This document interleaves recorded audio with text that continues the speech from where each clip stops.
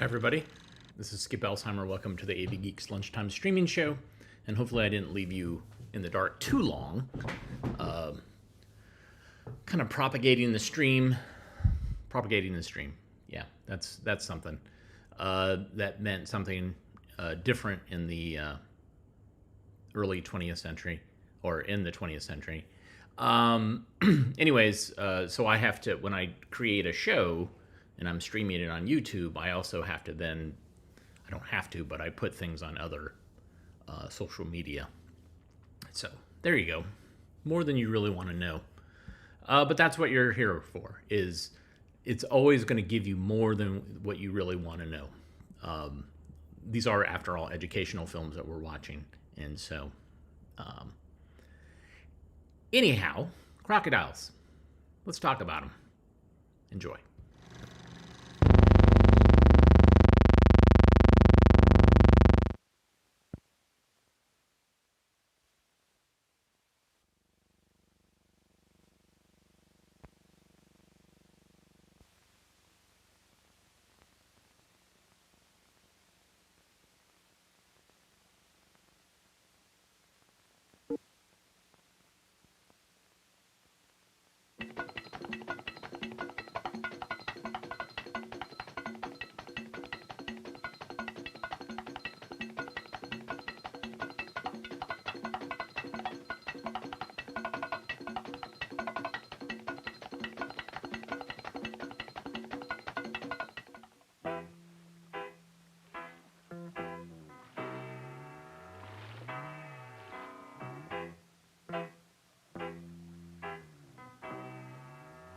The crocodile. Crocodiles live in hot, wet places just as alligators do. Crocodiles look very much like alligators, but all the animals we're going to see are crocodiles.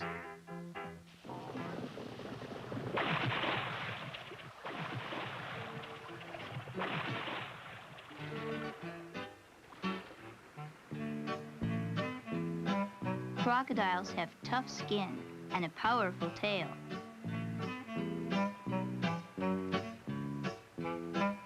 The crocodile has a long, slim snout.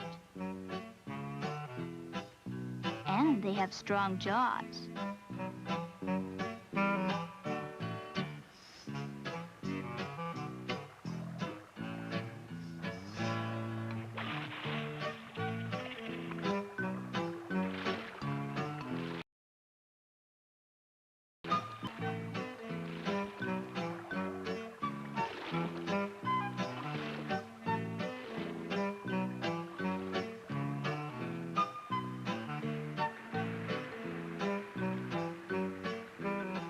To help them float, crocodiles fill their lungs with air. When crocodiles float, they leave their nose, eyes, and ears just out of the water. And when they go underwater, their nose and ears close up.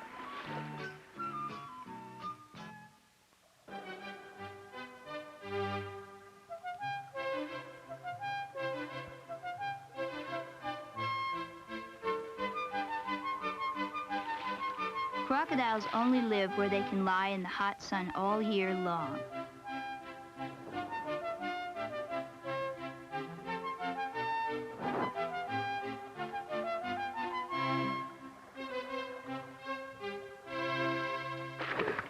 Crocodiles eat fish and frogs, birds, and land animals. They swallow their food in big chunks.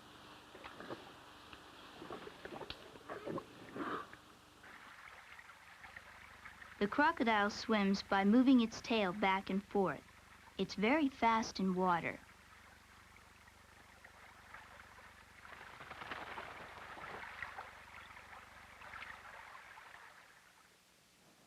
These baboons have found some crocodile eggs. Like all reptiles, crocodiles lay eggs. And baboons like to eat them. So does the monitor lizard.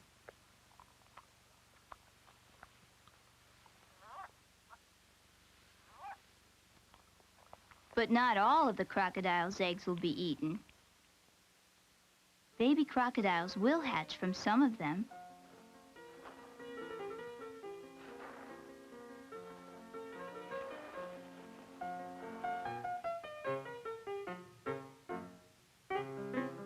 and once they're born, they head for water.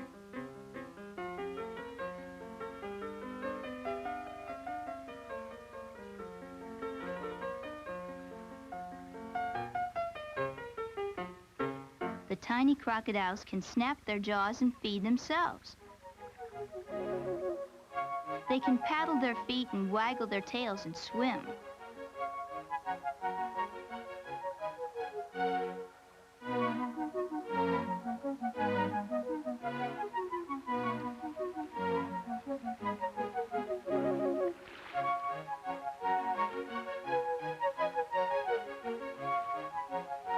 But they can't protect themselves from danger.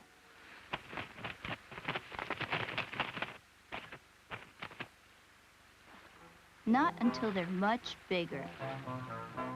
So staying near their mother is the safest way to spend the day.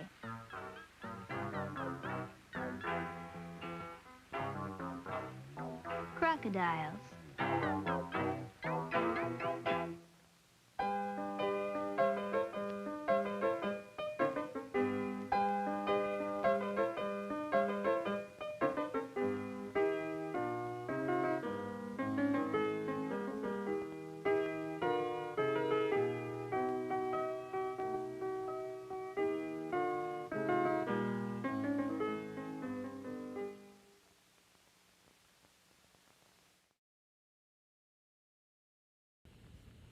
That's nice. I think we might have one more of that film, of that series that we'll probably watch tomorrow.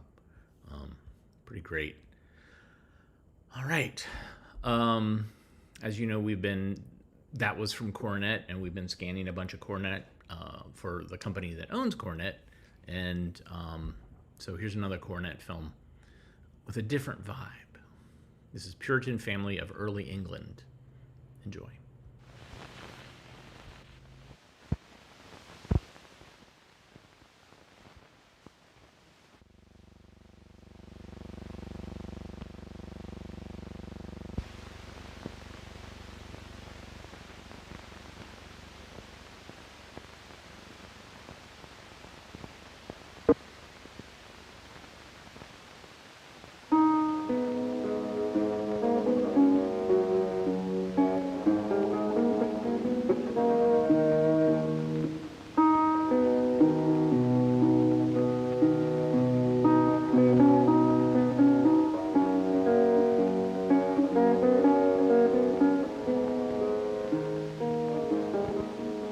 William Stoddard, London, from Giles Phipps in New England. In your recent letter, dear friend, you asked for an account of our daily life in this colony. The day begins much as does yours in England. Our family rises early, as godly folk should do. My oldest son, Isaac, goes to the village well for water. My good wife begins to prepare our morning meal.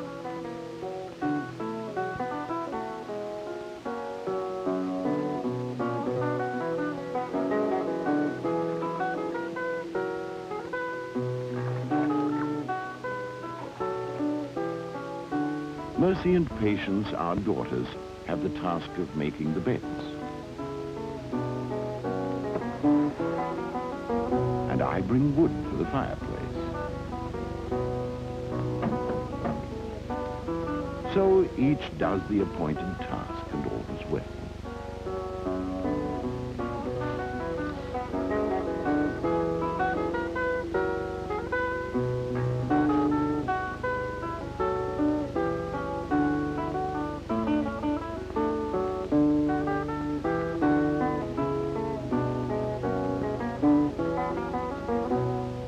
Our son Samuel is the last to rise and dress, for he is still quite young.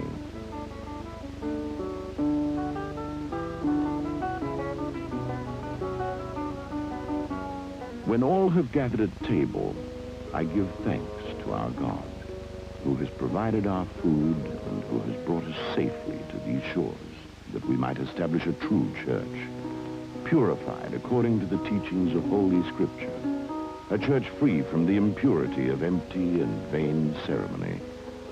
For this reason, as you well know, our people are called Puritans.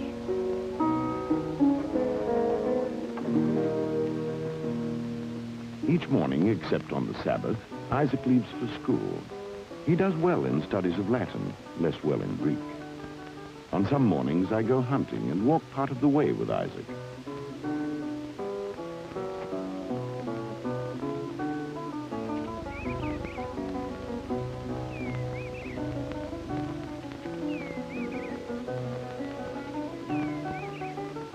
At the village well, our paths divide, and I go into the forest.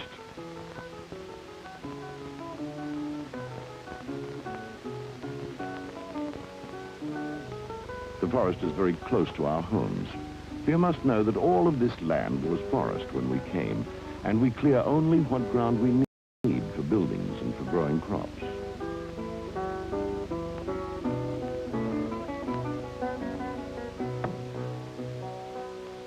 Now as to my good wife and our daughters and their daily tasks.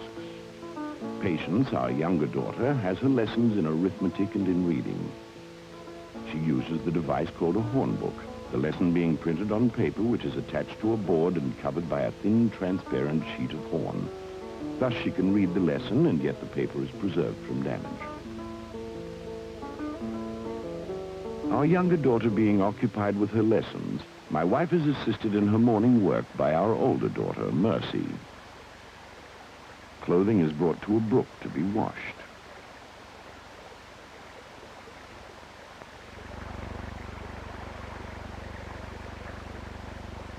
Thus, the morning is spent in useful activity by all the household.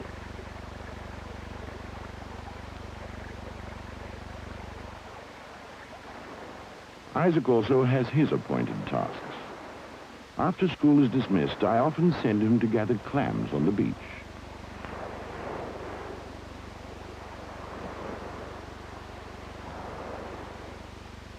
Thus, from the sea as well as from the land, we are provided with food.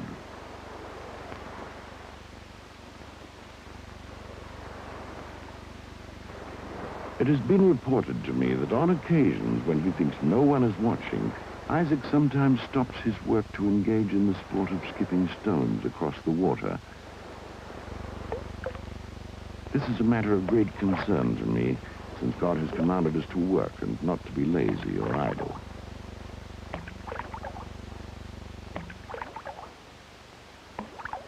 Yet for the most part, Isaac does apply himself to his work.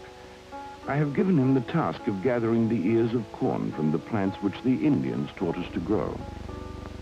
This corn, which is also called maize, is in the form of kernels of various colors. And the mention of it recalls to me the events of a particular afternoon.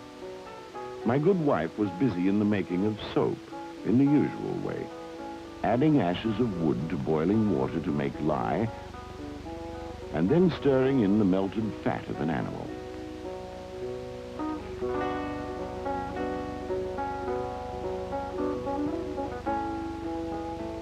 Isaac brought some ears of corn he had picked, and my wife took some of it to cook for supper. It was then that I returned from hunting, having shot a turkey. With me was an Indian named Manopo, who has proved a kind and helpful friend to us.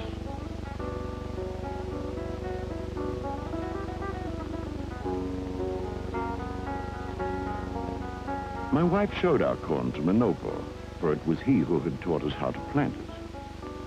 He said that he had brought us a different kind of corn, with smaller kernels, that we must cook in a special way, and which would surprise us.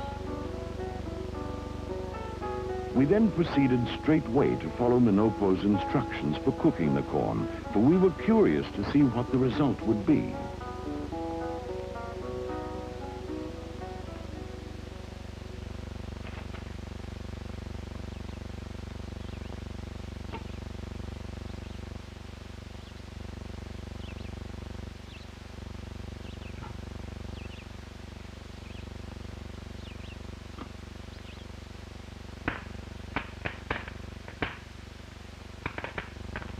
We were indeed surprised. The kernels had burst open and become much larger and soft and white. We all then tasted this popped corn and found it very good to eat.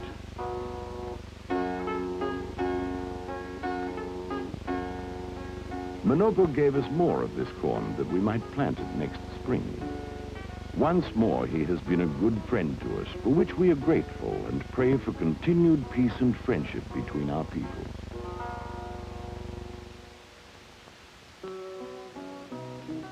The evening of that day we spent in useful work, as we do on every evening except the Sabbath.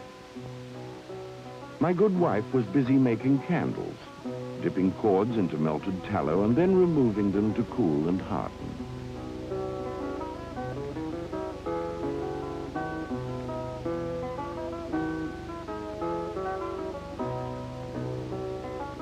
There are many dippings and coolings before the candles are finished and the wicks can be cut.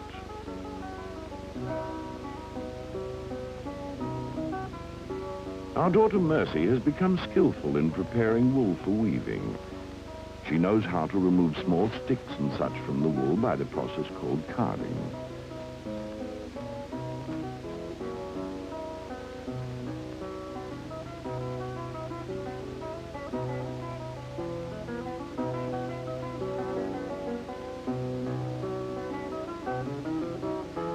And she has also learned how to spin the wool into thread.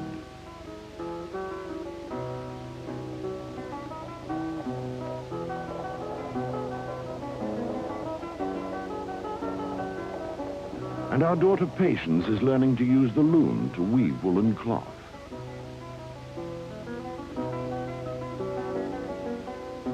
Thus we are provided with most of our clothing. Yet, as you must know, we use not only cloth, but also animal skins for clothing. For this, the skins must be scraped clean. On the evening of which I speak, I was instructing my son Isaac in this skill when we were interrupted. We do not expect visitors at a late hour, and thus a knocking at the door caused me to be somewhat concerned for our safety. But we then heard the voice of one of our good neighbors. It was John Pemberton, a fisherman who had returned from a long day at sea. He had been blessed with a fine catch and was pleased to share this blessing with us. After it was cleaned, the fish would be preserved with salt for some few days, since on the morrow we would eat the turkey I had gotten by hunting.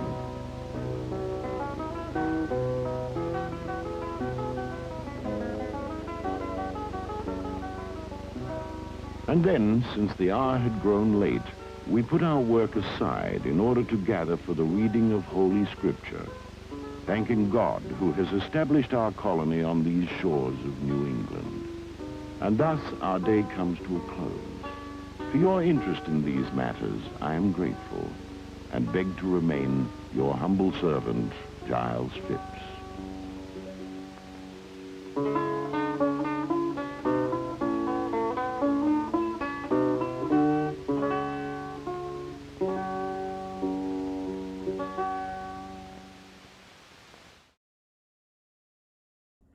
Giles Phipps. Maybe this is Giles Phipps during Thanksgiving.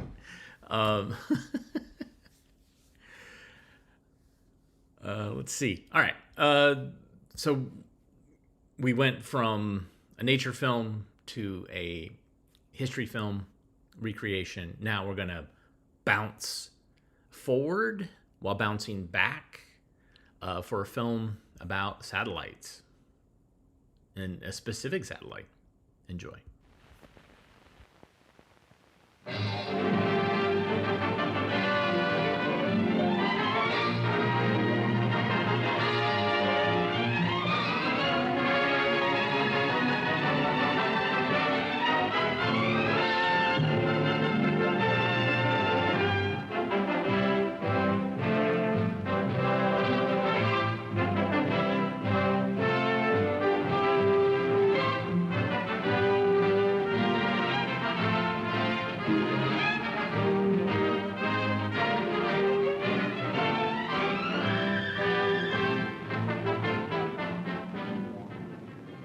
For centuries, man has tried with his inadequate tools to peer into the future and predict the weather.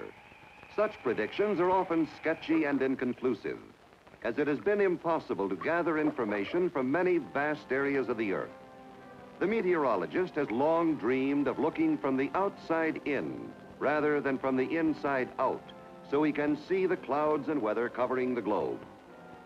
If he could know the paths of the winds, the distribution of temperature from the equator to the poles, could literally see the clouds as they form, the increased accuracy of his analysis, his forecasts could take on extremely significant meaning for all mankind. Everybody talks about the weather, but nobody is doing anything about it. Now somebody is doing something. A start was made on the meteorological satellite program in September of 1958, when RCA showed that a satellite they had been developing for a different use could easily be modified to serve this function. In April of 1959, the TIROS project came under the overall direction of NASA as one of the first civilian satellite projects. TIROS, meaning Television and Infrared Observation Satellite, is more than just a dream. This experimental weather satellite means that man's vision is no longer limited to looking up at the clouds gathering above him. Once the configuration of the electronic equipment was determined, 5 TIROS payloads were built, 2 for test purposes and 3 for actual flight. As development progressed, extensive tests were performed on the components as well as the entire satellite system. TIROS is one of the largest scientific satellite payloads launched to date in the free world. It weighs about 270 pounds. The TIROS satellite is stabilized in space by a spinning motion similar to a gyroscope. It is known that certain materials in a spinning satellite will cause drag due to the effect of the Earth's magnetic field. As the satellite has to maintain a certain spin rate, a test to determine the effect of magnetic drag was made, so proper measures could be taken to restore the spin rate of the satellite. Energy from the sun is converted to electricity by 9,200 solar cells on the satellite. By using rechargeable storage batteries, power is supplied to the satellite even when it is in the Earth's shadow. A high-performance test facility was designed to simulate a vacuum and temperature environment similar to that in which the satellite would operate. A mechanical shaker system subjected component parts as well as the entire satellite assembly to mechanical vibrations 2 to 3 times more severe than it experienced during actual launch. The shock tester is a device capable of imparting severe but controlled mechanical shocks to the equipment. A test to balance the payload was performed on this machine so that the satellite would spin true. The rockets which will be used to restore the spin rate of the satellite were tested. The precession damper test was utilized to prove out the ability of movable weights on curved tracks to dissipate any satellite wobble energy. The eyes of the satellite are 2 television cameras, one with a wide angle and one with a narrow angle lens. A series of individual pictures can be transmitted directly to TIROS ground stations, or the pictures can be stored on 2 videotape recorders in the satellite. The TV transmitter, command receivers, and other control devices are other major units in the satellite which allow two-way communication between the satellite and the ground stations. The radio beacons provide signals to the satellite tracking stations and double as telemetry transmitters to report on conditions in the satellite. Now, just what is TIROS? What is it expected to do? The satellite's mission did not begin until it was put into orbit. This was the job of the Air Force Thor-Able rocket at the Cape Canaveral Launching Complex. The TIROS payload was mounted on top of the Able third stage rocket. Few seconds in man's age-long search for knowledge can compare in sheer drama with the electrifying moments between countdown and successful orbit.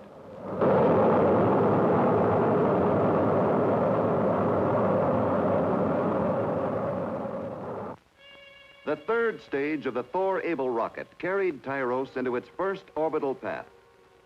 On separation, it was then spinning at about 120 revolutions per minute. But the rapid spinning of the satellite had to be reduced before the cameras could successfully take stop-motion pictures. To do this, two cables were wrapped around the outside of the satellite shell. Each ran all the way around with weights attached to the ends. Automatically, these weights were released. This action caused the satellite to despin to 12 revolutions per minute within 1/2 second. The precession damper device will correct any wobble that may occur in the satellite's rotation. The Earth's magnetic field exerts a drag on the satellite, gradually reducing the spin rate. In about 30 days, the spin rate slows down to around 9 revolutions per minute. Upon command from the ground stations, pairs of diametrically opposite thumb-sized solid propellant rocket motors are fired. The rockets spin the satellite back up to 12 revolutions per minute. During the 100 minutes that the satellite completes one orbit, the Earth rotates about 23 degrees. The orbit path is from about 50 degrees north latitude to about 50 degrees south. This means that the satellite travels as far north as the Great Lakes and as far south as Australia. But the cameras are programmed to turn on only when they are pointed toward a sun-illuminated area of the northern hemisphere. At 400 miles out, the wide-angle lens will photograph an area of about 700 miles square, with pictures taken every 2 seconds. An overlapping panorama of all the cloud formations for a stretch of about 3,500 miles is received each time the camera. By recording the position of the sun as each picture is taken, the satellite also returns information that permits the north direction on the picture to be determined. One of the two cameras takes more detailed cloud pictures that assist the meteorologist in his analysis. As both TV cameras are taking many pictures every 24 hours, a great avalanche of information sent to the ground stations presents complex processing and interpretation problems. A primary ground station at Fort Monmouth, New Jersey, is backed up by stations at Princeton, New Jersey, and Cape Canaveral. Another primary ground station is at Kaina Point, Hawaii, on the island of Oahu. The National Aeronautic and Space Administration's Minitrack system, which runs like a fence through North and South America, provides tracking information that traces the satellite's orbit around the Earth. The information is continually relayed to the National Aeronautics and Space Administration Computation Center at Washington, D.C. The Computation Center can plot the exact path of TIROS and quickly relay the programming information to the ground stations. The programming equipment at the primary ground station sets up the time schedules for picture taking, picture recording, and transmission of the pictures to the ground. At the Fort Monmouth and Hawaii receiving stations, a record on both film and tape is made of all the data that TIROS gathers during its sweeps around the Earth. The pictorial and telemetered information can also be picked up and recorded at the backup ground station at RCA, Princeton, New Jersey. Each primary ground station is capable of tracking, programming, and then receiving pictures and other data from the satellite. They then send all this information to the NASA Computing Center and the U.S. Weather Bureau, where interpretation of all material takes place. An ingenious device which will utilize enhancement techniques has been developed. Still pictures of cloud formations viewed on a television screen can be subjected to various changes by electronic techniques to enhance and highlight essential information which is normally obscured. Light or dark areas in the picture can be examined by increasing the contrast in any portion of the picture grayscale. Outlining is another technique by which areas exceeding a selected light level can be outlined to facilitate study of the cloud density. background in the cloud pictures can be removed, leaving only the outlines of selected light levels. Differentiation gives a feeling of depth.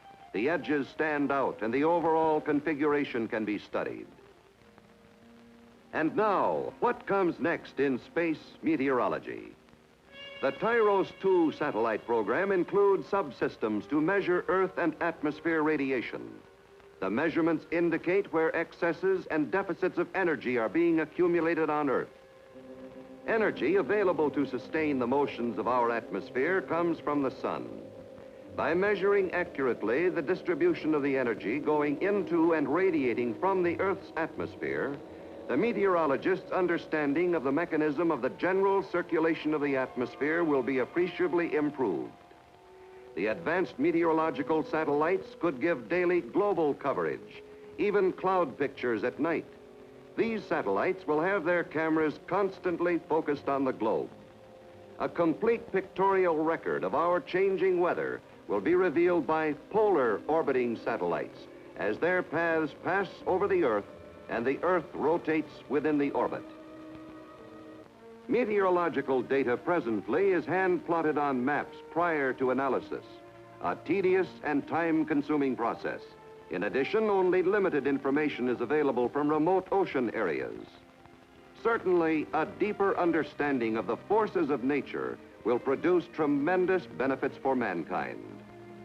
Yes, someone is doing something about the weather. This knowledge, we hope, will enable man to prepare for catastrophic storms, blizzards, droughts, and floods, and possibly to achieve some measure of control over the weather. With an outside-in look at our whole Earth's cloud cover, we may be able to take a gigantic step forward in meteorology. The economic benefits could possibly exceed the tragic losses of warfare since the beginning of time.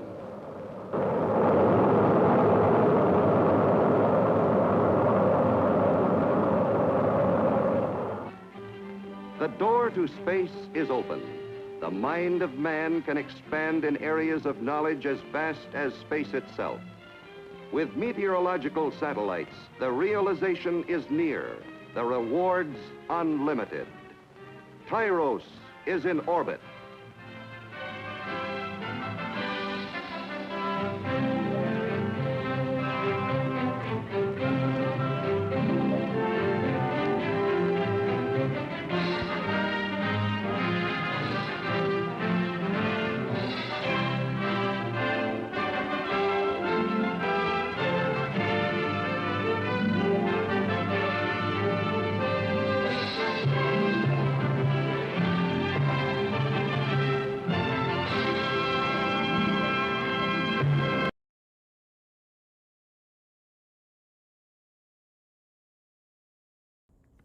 Oh man, I love that early space race footage, especially one that's it's a promotional film to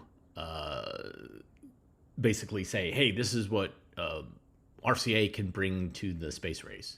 And a friend of mine, Megan Prelinger, the wife partner of Rick Prelinger, did this amazing book called Another Science Fiction, which they went through all these, or she went through all these magazines that came out that were technical things about satellites and about space aeronautics and all this stuff.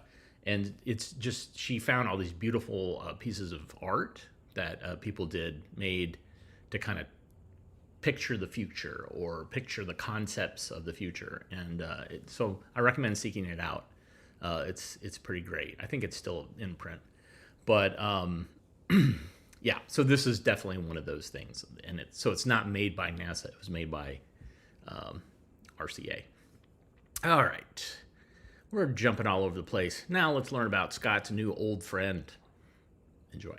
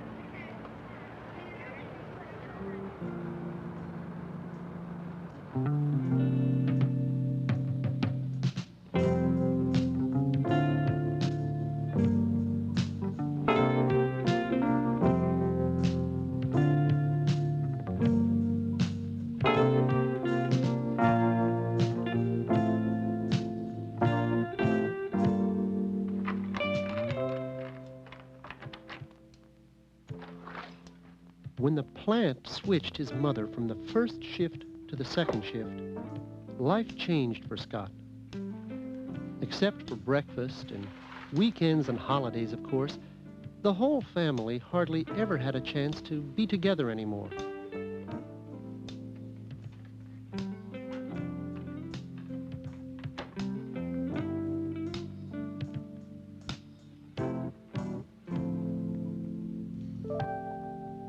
They all tried to keep everything feeling as homey as it had always been, but it was different.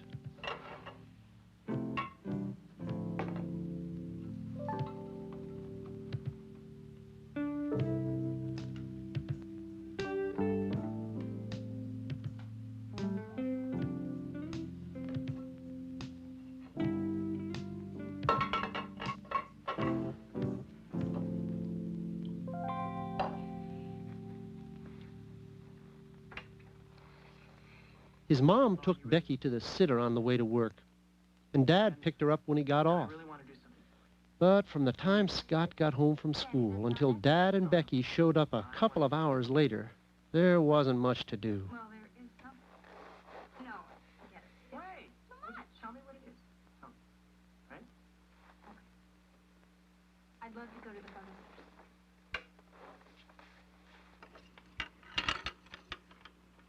He used to think it would be great to work on his models without a 4-year-old sister pestering him, but sometimes the parts wouldn't fit, even when Becky wasn't there to blame it on.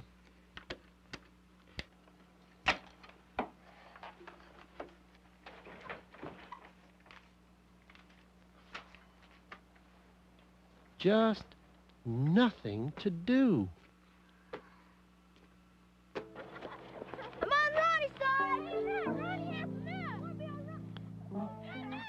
Which is why Scott didn't always go straight home. Why he stopped by the park a lot of times.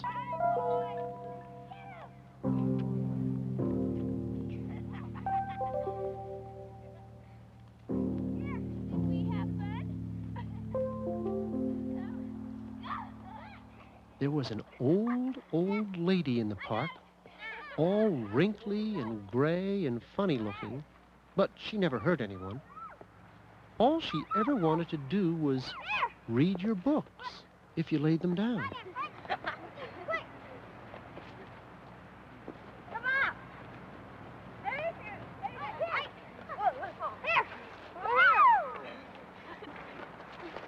Johnny, leave me sing. Be wild! I beg you, John, now. Okay. Later. More, Adrian. Keep my Adrian. See you later, Scott. See you. See you, Joe. See you. See you tomorrow, Scott.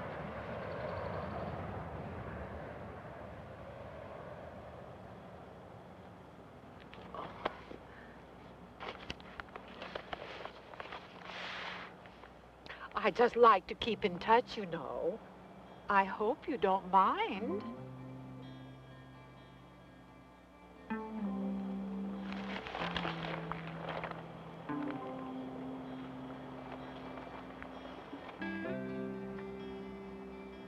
Bye. Nice to see you.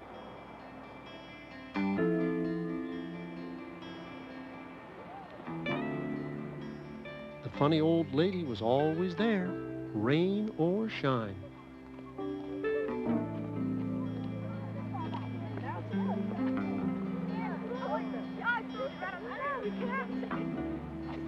But nobody wanted to get mixed up with her.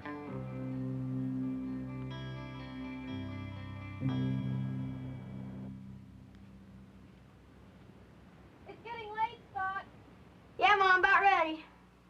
For some reason, it just came to Scott one morning that the old lady might be someone too poor to buy any books of her own. And because that made him feel sort of sorry for her, well, there were some comics he was finished with. But no, not Spider-Man for an old lady. Probably scare her. So why not one of the books his mother used to read to them before she changed shifts and wasn't home at bedtime? You're really gonna have to scoot. Bye, Dad. Bye, Beck. Bye, Scotty. Bye, Scotty. Now, you come straight home after school, you hear? Stop shaking. Delightful. Just delightful.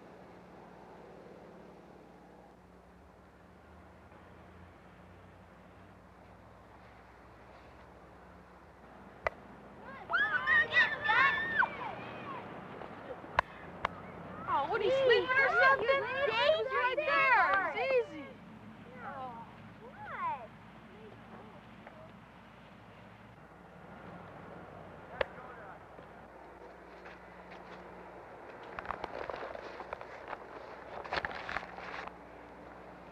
29.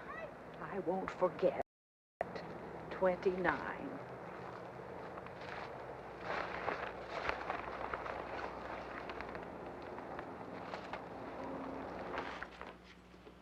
There was kind of an unwritten rule that nobody paid any attention to the funny old lady, so Scott didn't either.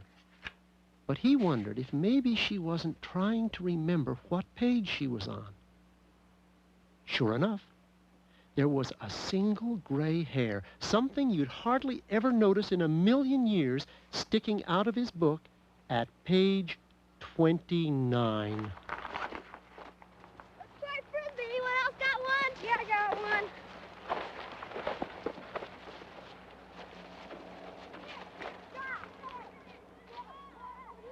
People do funny things sometimes, things they can't explain to anyone else or even to themselves. But since Scott had brought the book for the old lady to read, it seemed like he ought to let her finish it. So he carried it to school and back for several days, until he was pretty sure she had read it all.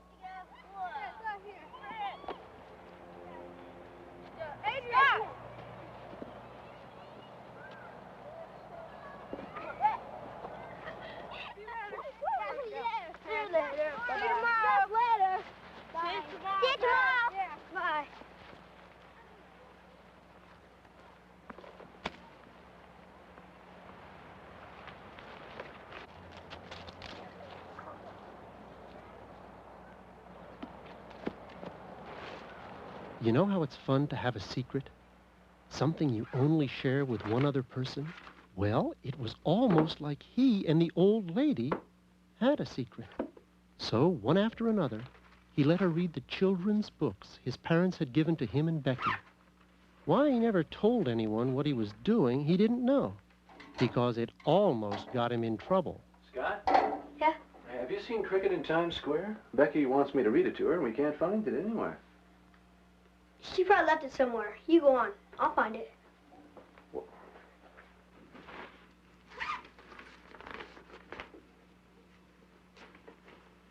And she had one silk ear. Her left ear was made out of silk, and it was real soft. And everybody in the whole country wanted to feel her. My fault. I forgot to put it back on the shelf. Thanks, Scotty. Thanks a lot.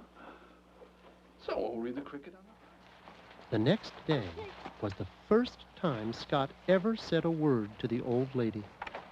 Simon, hurry up. In a minute. Shoes untied. I couldn't bring it today. My dad's reading it to my little sister. But after he said something to her, sometimes she got up nerve enough to say something to him. Come on, Scott. I want you on my team. Can't walk it anymore to the library. Too old. You make any sense out of that? I think she's telling us she's too old to go to the library. Why wouldn't we care? Man, is she weird. Maybe so. But Scott felt like she might be explaining to him why she read their books.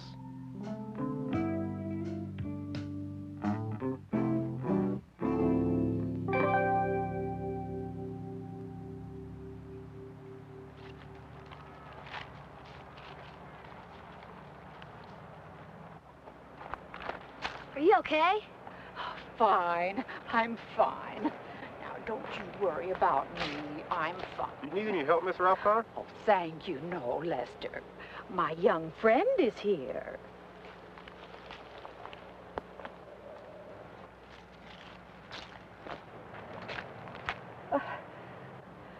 Maybe you could just walk along with me? As far as my house, it's just over there. You're never supposed to go with strangers. But she wasn't really a stranger, was she? The patrolman knew her, and so did he. Maybe she was right. They were friends.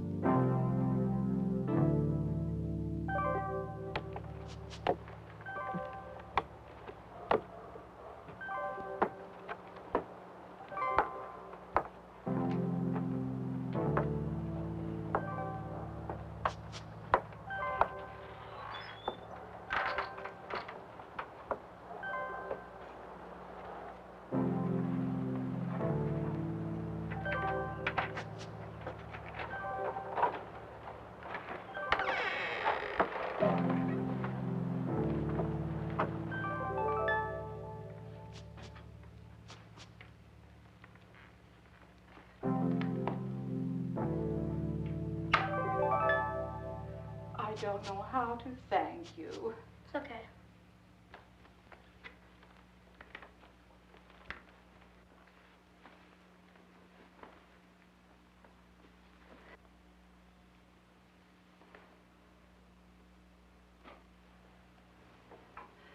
I hate to ask, but could you just help me off with my jacket and put it there? Then I'll rest, and I'll be all right, I promise.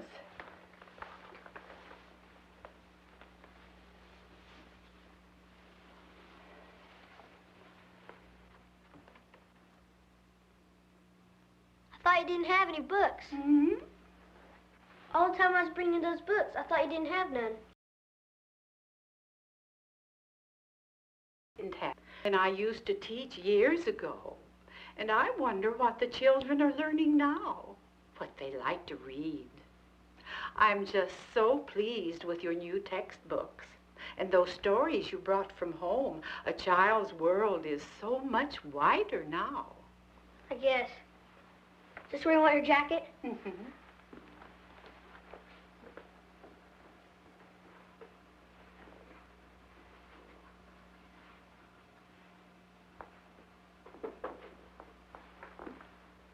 Thank you. Here, have a treat. It's all right. Can you come back sometime? With my arthritis, I don't know how much longer I can walk to the park. Maybe, I don't know.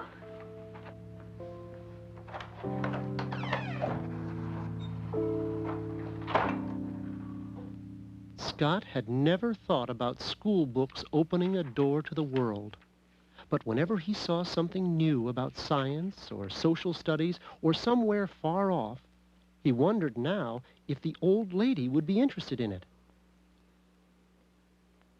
She wasn't in the park much anymore, and Scott suddenly realized he missed her when he didn't see her, just like you would a real friend. One day, he found himself checking out all the books he could check out at one time. You gonna read all of those? Yep. What, on a special project or what?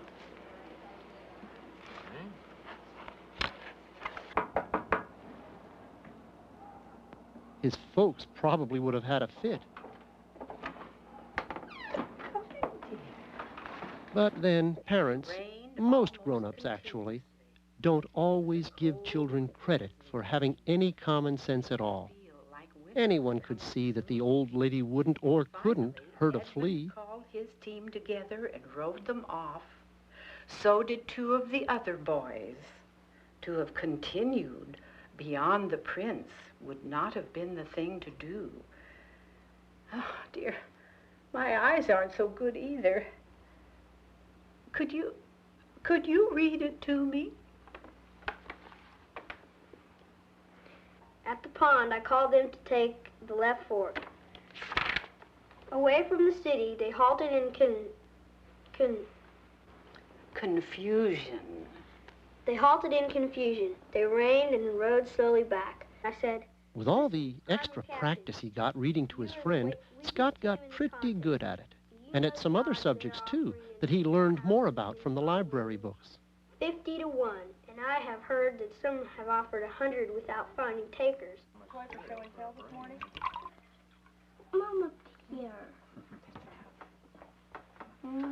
Scott, I'm just so pleased with your grades.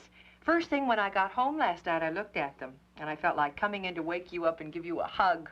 He gets his brains from me. I'm gonna be smart when I grow up. Oh, good. You know, I worried when this shift thing came up. The disruption in family life. I was afraid.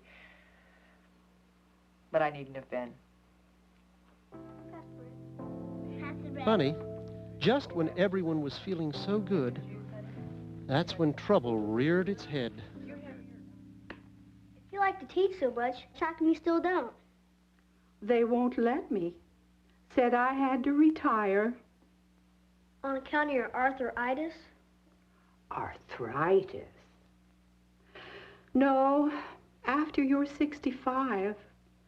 Some folks think you can't handle a job anymore because of your age. They do? Mm-hmm.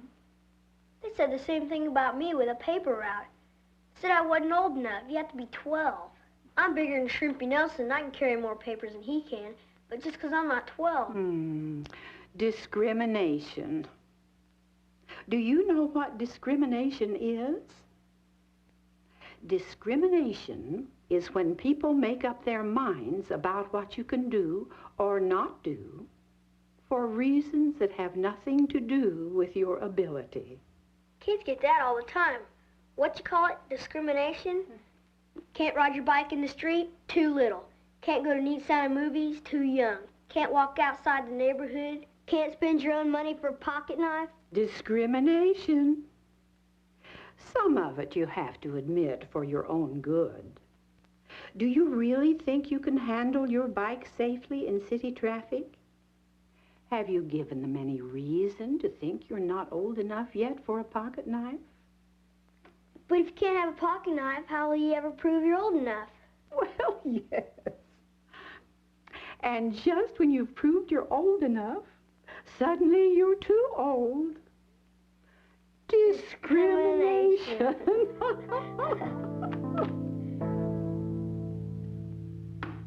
How could Scott know that today was a day when his mother had to stay home because Becky was sick? God! Oh. He's home, Russell.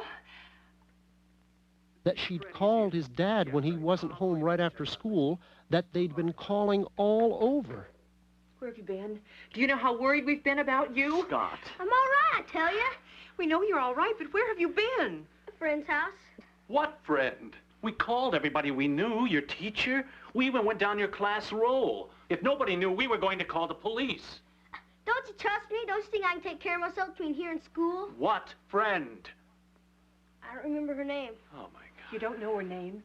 You've been in the house of someone you don't know? I know she's my friend. I know she gets lonesome a lot, just like me. She's really nice. Nice? You're not old enough to know who's nice and who's a maniac. I am, too. We'll be the judge of that. Now look what you've done. Becky's awake. Scotty, she's not feeling well. Son, you don't know who's out there that's your friend and who... With everybody so upset, there was nothing much Scott could do but take his father over to his friend's house. A lot more consideration than that. You've had your mother half scared to death.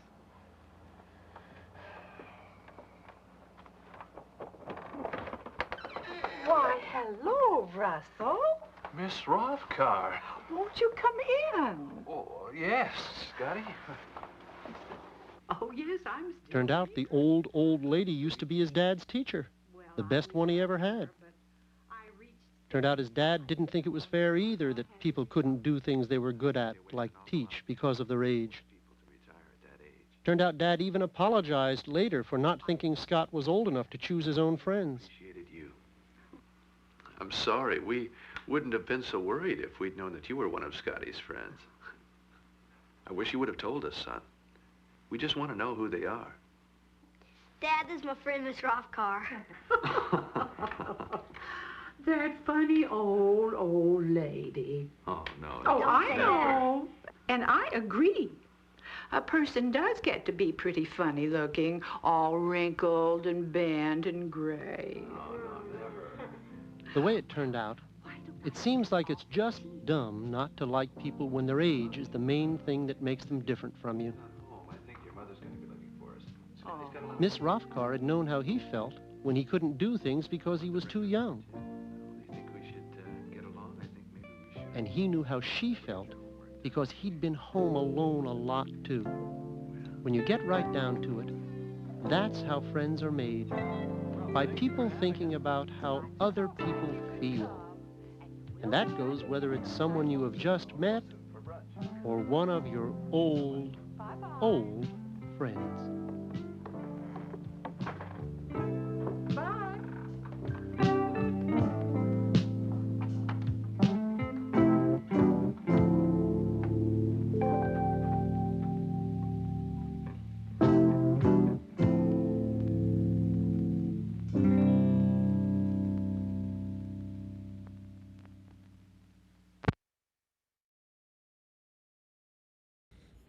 So I don't know if you noticed in the credits. So one, Trudy Travis she wrote a lot of the educational films for Centron, and I think really kind of made Centron the educational film company with a heart. The other person in the credits was Jim Stringer, the man who did Shake Hands with Danger, who wrote the music to it. So he did the music for this as well because he was working for Centron, and he's still writing music.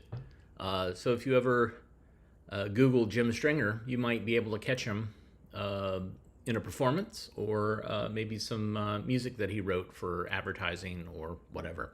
So, yeah, what if Ruth Gordon played the role of the old creepy lady? So it could go two ways, right? It could go Harold and Maude, or it could go Rosemary's Baby. Either way, it would go differently than it played out here. But yeah, I like that this very gentle, calm film was triggering for some of you, where you were just like, ooh, ooh. But yeah, like as I said in the comments, I'm closer in age to the old woman than I am to the kid, so I do have some sympathy for the potential loneliness that I might encounter. I'm not lonely when you guys are around, but we got to start getting some younger people coming in here, because at some point, you guys, not that I'm wishing you any harm, but I need new people. I need to keep it going so that my wife and I don't have kids because we married late in life, but we have lots of kids in our lives through our friends so we're kind of aunts and uncles. But yeah, got to have some kids so we're relevant, so someone will talk to us if we're sitting on a park bench. Sorry, I hope I'm not depressing anybody, but there you go. Thanks for tuning in today. Thank you, Jeremy, for the donation. We'll be back again tomorrow, Wednesday, and we'll see you soon. Everybody take care. If you like what you saw, hit the thumbs up, hit the like, hit the subscribe. Those are great ways to support us. You can also support us via ko-fi.com/avgeeks, which Old Radios did earlier today, so thank you for that. And patreon.com/avgeeks. Those are wonderful ways to support us, but also just showing up. And, bring a kid. Invite a kid to watch the stream. All right. We will talk to you tomorrow. Take care.